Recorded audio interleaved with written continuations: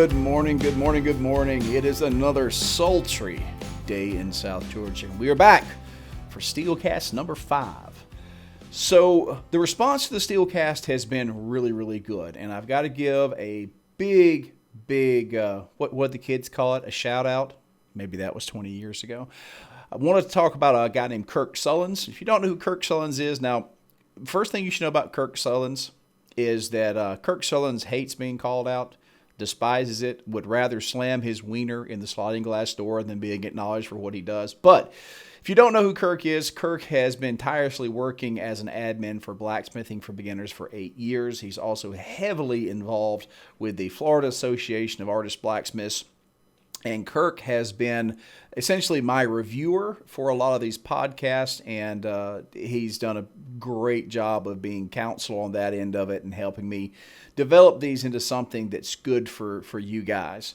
So next time you're on Blacksmithing for Beginners, please give a big shout to Kirk Sullins for the tireless and thankless work that he does for our blacksmithing community.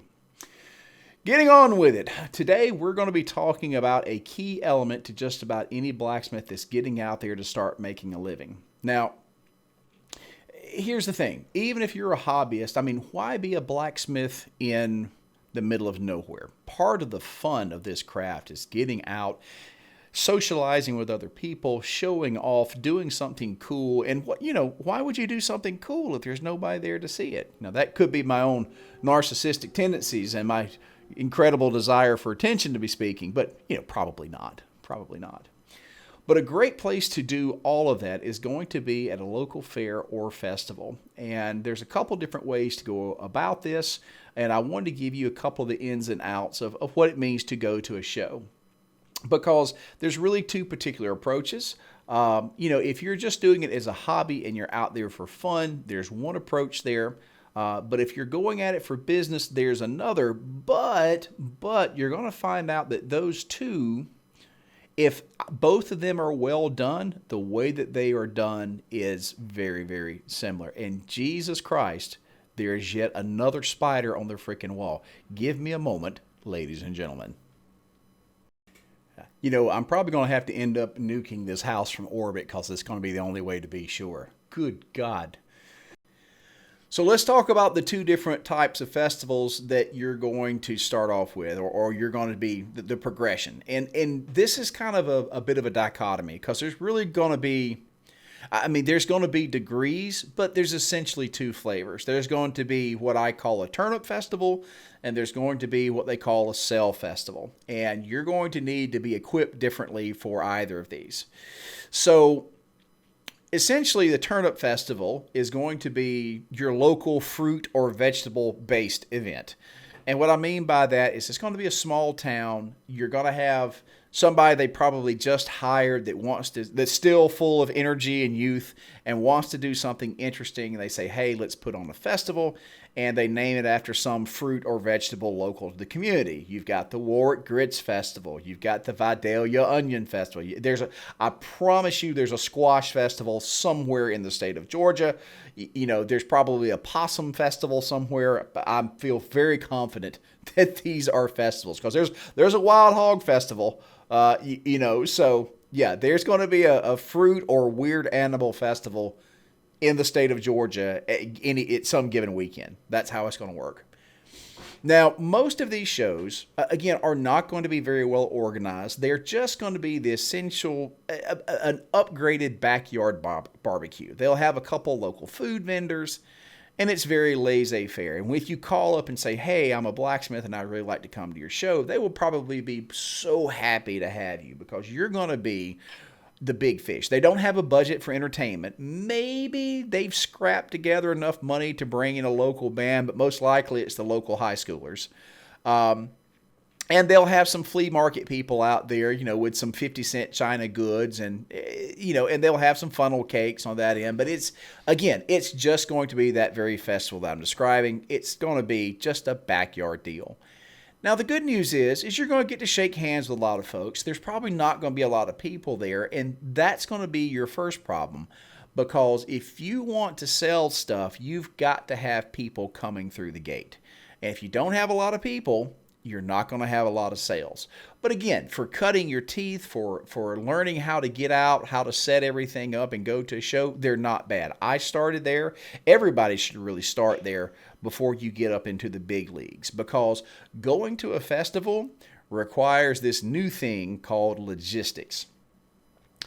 Just like if you're going to the lake for the weekend, somebody better know how to pack food and everything else, or the entire weekend is going to be everybody complaining about what you forgot, right? It's the same thing with a show.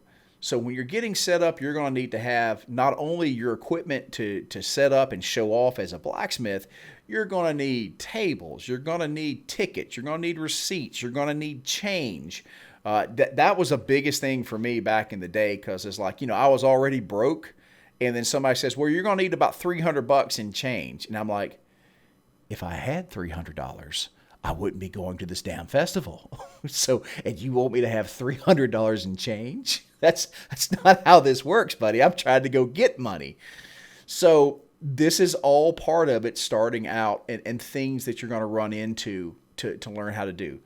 If you're going to be the only guy at the event, if you're just kind of doing it yourself, well, there's a problem, because at some point during the day, you've got to pee, right? And that means you've got to leave your entire setup exposed to the public, and people will steal. Now, what a hell of a thing to figure out halfway into the show and you got water backing up into your eyeballs. These Turnup Festivals are very useful, though, because they're going to teach you all that. It's going to be essentially hitting every limb on the stupid tree as you fall out of it. But the good news is, by the time you get to the bottom, you're going to know something about going to a show. Now, that's if you're doing it solo. And if you're doing it solo, you've chosen the roughest way. Now, here's something I'm going to lay on you. And this goes not only to my artists, but also to my reenactors. Stop trying to reinvent the wheel. People have been doing these shows and festivals for hundreds of years. The best thing that you can possibly do before you go to a festival is go with somebody that does them on the regular. Go get yourself an education. Just like if you're doing blacksmithing, you want to learn, go seeing another blacksmith, right?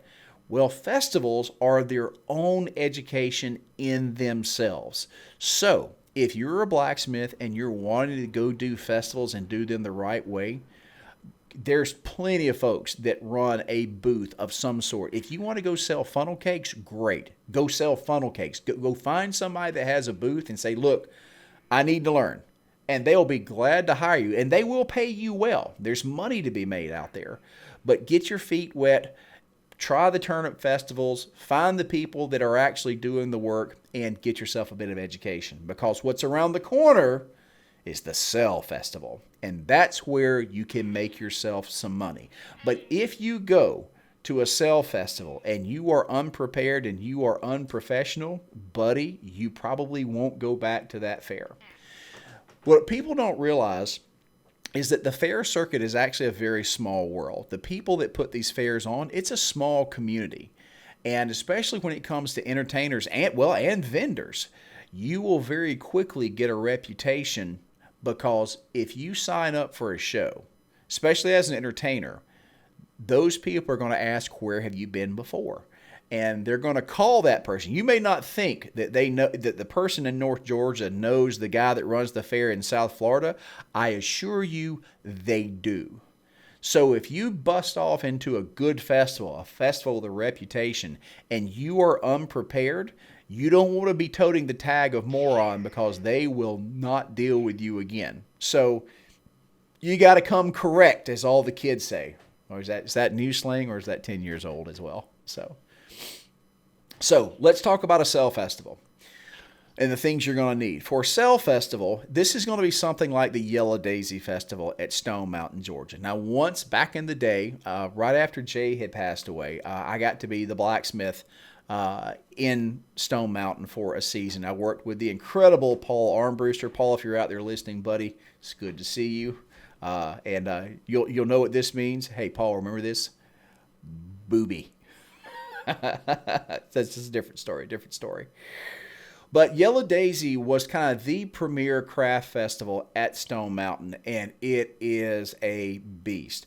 Crafters from all over the United States come to the Yellow Daisy to sell their wares because it is a high-end clientele. People spend money, and it's a big show.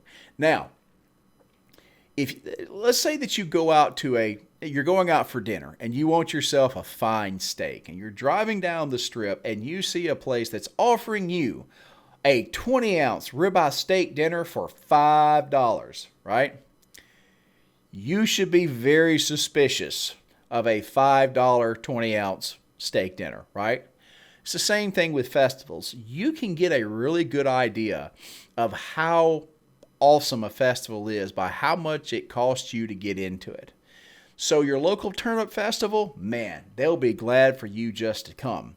But something like the Yellow Daisy, I would feel very confident at this point to get into Yellow Daisy is going to be $350 and up. I tried to get on their website to find out, but like I said, the applications are closed. But it could very well be $500 or $600 at this point to get into that show. And why would you pay that much? Well, that's because they've got oodles and oodles of people. They advertise the show very well, and people come there and people buy. And that's why they can command that sort of price. But now you say, well, holy crap. If I've got to pay $500 just to get in, then that means that by the time I pay for a hotel and everything else, man, I'm going to be over $1,500 before I've sold everything. Yes, that's right.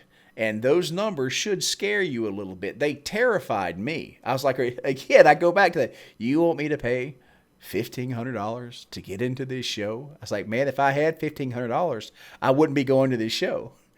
But this is the difference between the hobby end and the business end of it. And you've got to understand that, business is what business is. And those are the numbers that you have to put down to play. A lot of beginners don't understand. They don't have a sandbox for what it costs to operate. Now, I'm going to tell you something. At the Georgia Renaissance Festival, I worked at what they called the pirate ship. And that, boy, the stories there. My boss ended up getting run over by a hooker and died. So, again, another great story for another time, okay? All right. So, but this little pirate ship was probably a building that was maybe a 30 by 30. It had been built to look like half of a ship. It had a shell around it. Cool little deal. And they sold crappy import swords. They sold theme swords, like stuff from Lord of the Rings. It's the equivalent of the guy with the mullet at the local festival that was selling you real, authentic Oriental weapons, right? But let me tell you, a 30 by 30 space, and the guy was smart. He had actually he'd made friends with some strippers up there, and he hired a lot of exotic dancers to be the pirate girls, and he put them in outfits.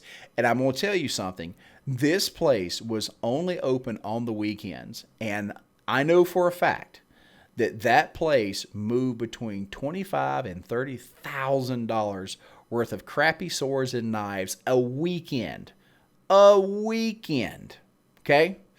So those numbers are real. They're out there. But let me tell you about, we talk about production and volume. After every weekend, they would haul in truckloads of stock.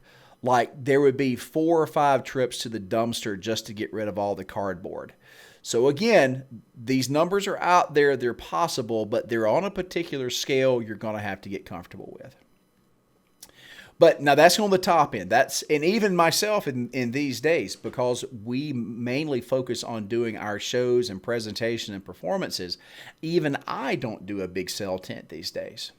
But those festivals are out there, and it is an absolutely valid way to make yourself a living at doing blacksmithing. But what does that involve? The scale. The scale of what it costs to get in, the scale of what it costs to actually do it, and that means one thing: lots and lots of stock and production. So you guys hear me hammer on this time and time again. And for most of you, I'm trying to delineate the sandbox. I'm trying to show you what the basic is and what the advanced is. And most of you are probably going to fall below the middle line. It's going to be something you're going to do for fun. You're going to do a show here and there, and that's okay. But I want you guys to understand that if you have it in you, there's a living that can be made at this, right? The money is out there, but it's a very narrow, very esoteric world. But there's plenty of people that make a fine living traveling and selling stuff on the fair circuit. And that is absolutely an option for you as a smith. And whether or not you're going big time or not, looking into those Turnup Festivals is a fantastic place, not only to sell a few of your wares, to get a little bit of that dopamine reward that somebody thought enough of you to buy your work, and also get a chance to shake hands and be an ambassador for the craft. So guys, that's the quick spiel. 15 minutes worth of fairs and festivals. If you guys have questions or comments, please leave them in the sections down below, and I will see you guys next week.